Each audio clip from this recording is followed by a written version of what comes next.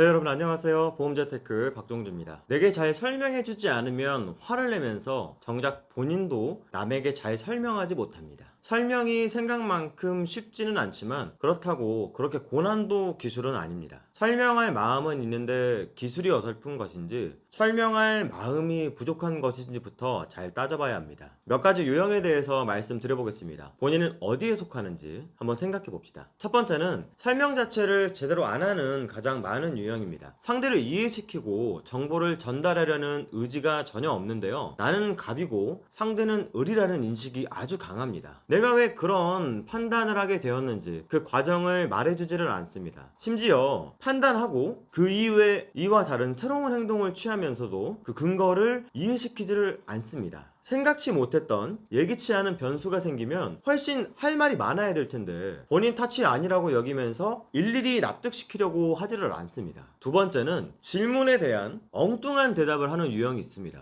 의외로 많은 사람들이 이 함정에 빠져 있지만 정작 본인은 잘 모르고 있습니다. A를 물어보면 A에 대한 답을 해야 되는데 B를 이야기하고 있는 거죠. 이 듣는 사람들은 상대가 말이 안 통한다고 생각하거나 잘 몰라서 그냥 둘러대고 있다고 생각을 하면서 그냥 지나쳐버립니다. 예를 들면 예 이런 거죠.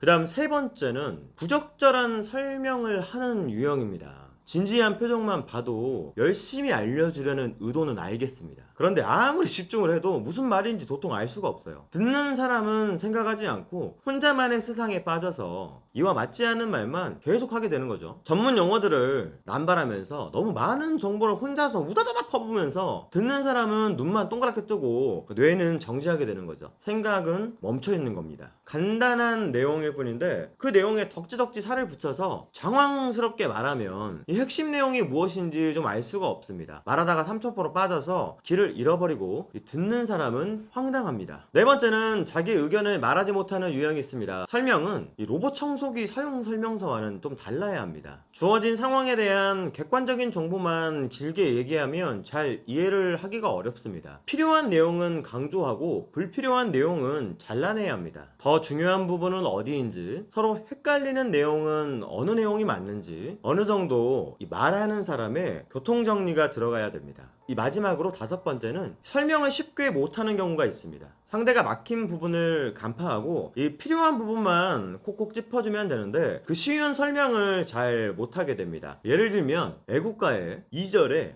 두 번째 구절을 물어봤는데 처음부터 4절까지 전부 부르고 있는 식입니다. 핵심을 찌르지 못하고 헤매기 시작하면 설명은커녕 알던 부분까지도 헷갈립니다. 가장 중요한 핵심은 역시 진정성입니다. 상대를 위하는 마음으로 정말 설명을 잘해주고 싶은 의지가 있다면 매 순간 상대의 눈빛들을 살립니다. 이 말이 안 통하면 저 말도 해보고 내 말이 안 통하면 옆에 있는 동료에게라도 도움을 청하기도 할 것입니다. 내가 아는 내용에 집중하는 것이 아니라 상대가 알고 싶어하는 내용에 집중을 해야 됩니다. 내가 많이 안다고 자랑하는 것이 아니라 상대방의 궁금증을 해결하는 과정이 바로 설명입니다. 설명하는 방식도 관건이지만 상대가 어떤 부분을 알고 싶은지 정확한 그 상대방의 의중을 파악하는 과정이 더 중요합니다. 소통이 제대로 되어야 설명도 잘할 수 있지 않겠습니까?